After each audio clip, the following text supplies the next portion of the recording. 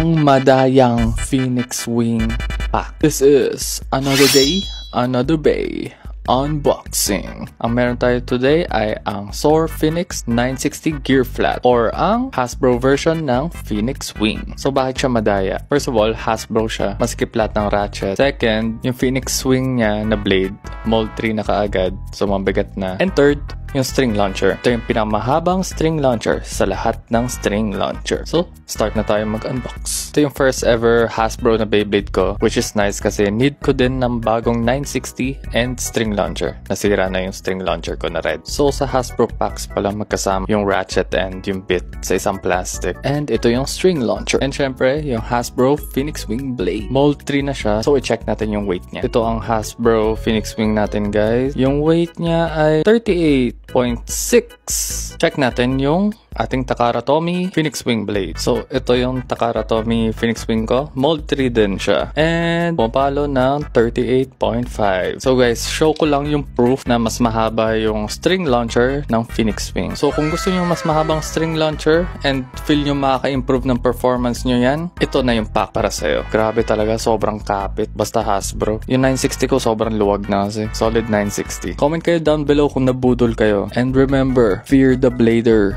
not the bay.